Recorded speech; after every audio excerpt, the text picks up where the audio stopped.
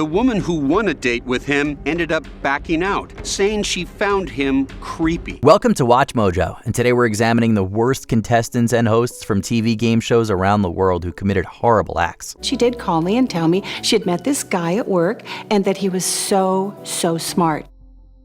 Ryan Alexander Jenkins, Megan Wants a Millionaire. After appearing in Rock of Love with Bret Michaels, Megan Hauserman was given her own game show, Megan Wants a Millionaire, in 2009, which involved a group of wealthy men battling for her love. Only one millionaire can win my heart. Your luck has run out and your credit's been declined.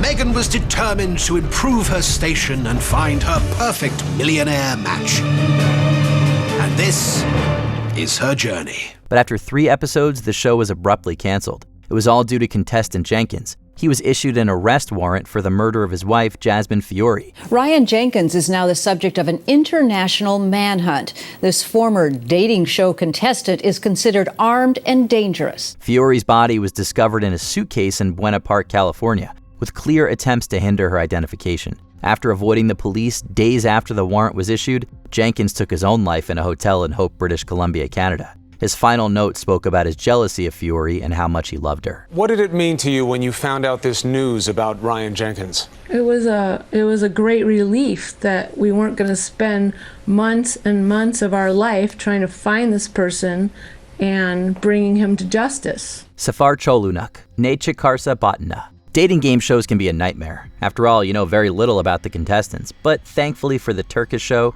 Neche Karsa Batna, which translates to the luck of the draw, Safar Cholunuk informed everyone how bad he was in 2014. He casually admitted to having killed 2 of his partners. He was first sentenced for taking his wife Fadime's life because he was jealous and was released after 4 years and 6 months due to amnesty. The second time, Cholunuk claimed it was in defense as a woman he was seeing attempted to kill him, forcing him to take her life. He was released with amnesty once more. Understandably, the show asked Cholunuk to leave.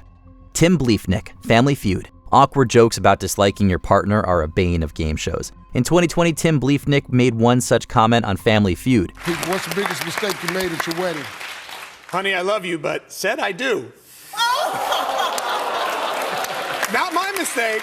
Not my mistake. I love my wife. When asked by Steve Harvey the biggest mistake he made at his wedding, the contestant responded it was saying I do. The following year, Bleefnick broke up with his wife, Becky. January 2021, after 11 years of marriage, Tim filed for divorce. Although he wouldn't discuss the specifics of why he filed, he hinted that it had to do with what he saw as a change in Becky's personality after she became a nurse. She made comments that she didn't feel safe with him. In 2023, Becky was fatally shot in her home in Quincy, Illinois. After shell cases that matched the firearm used in the murder were discovered in Bleefnick's home, he was charged. He apparently shot 14 times, one for each year they were married. Bleefnick received 3 life sentences for his horrible crime. The court believes that the appropriate sentence would be natural life in prison.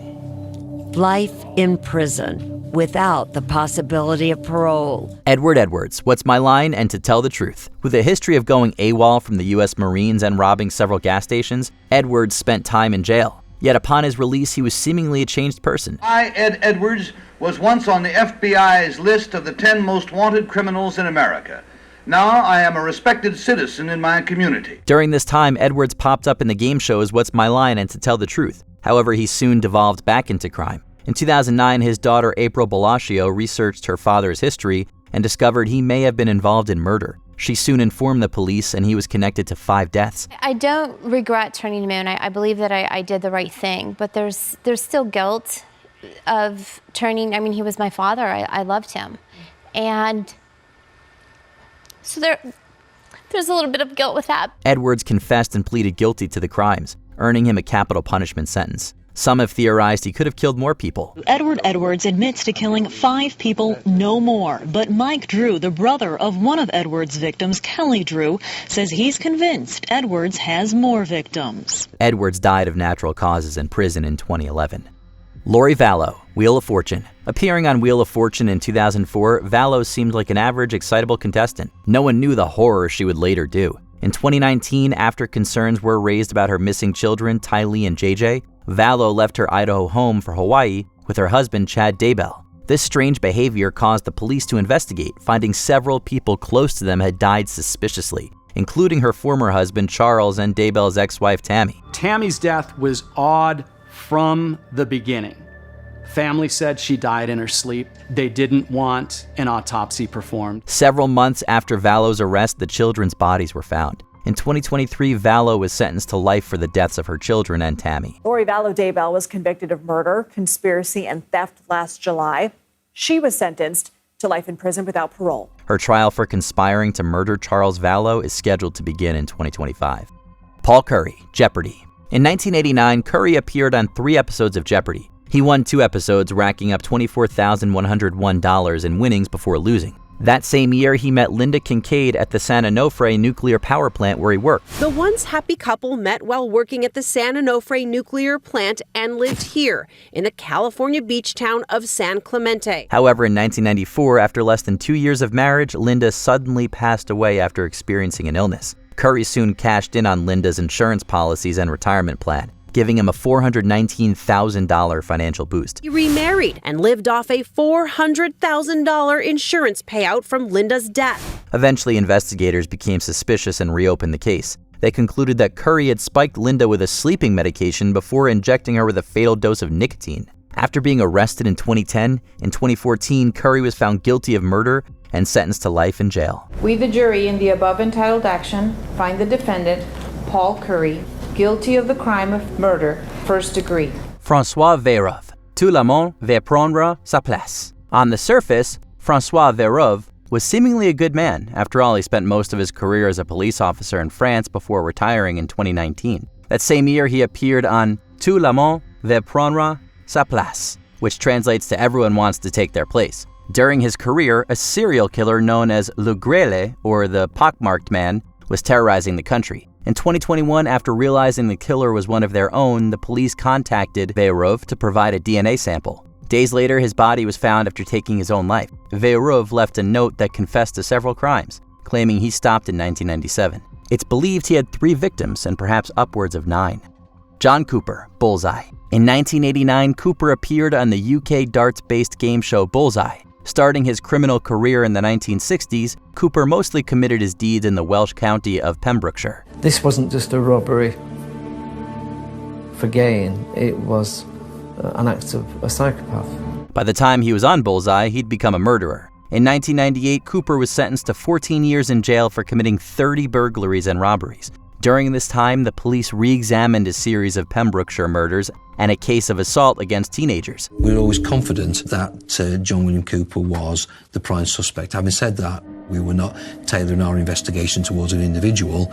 It was a search for the truth. Shortly after his release in 2009, Cooper was re-arrested, this time for his DNA matching the historical attacks. In 2011, now diagnosed as a psychopath, Cooper was found guilty of killing 4 people and assaulting 2 teenagers. He was sentenced to a whole life order, which means he'll never be released. Cooper was found guilty on all charges. To quote the judge, the murders were of such evil wickedness that the mandatory sentence of life will mean just that. Stuart Hall, It's a Knockout. In 1972, after taking the presenting reins of It's a Knockout, Hall became a fixture of UK TV with his infectious enthusiasm. Thank you for that rhapsodic, unscripted welcome. Thank you.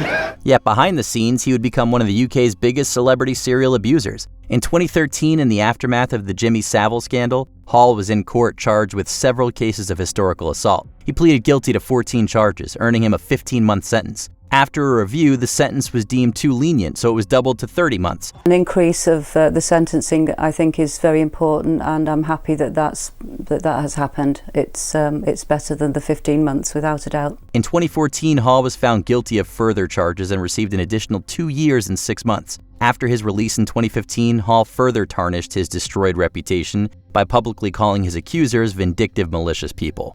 Before we continue, be sure to subscribe to our channel and ring the bell to get notified about our latest videos. You have the option to be notified for occasional videos or all of them. If you're on your phone, make sure you go into your settings and switch on notifications. Rodney Alcala, The Dating Game. In 1978, introduced as a successful photographer, Alcala competed in the dating game to win a date with Cheryl Bradshaw. Please welcome Rodney Alcala. Rod, welcome. While he was successful, Bradshaw refused the date as she found him creepy.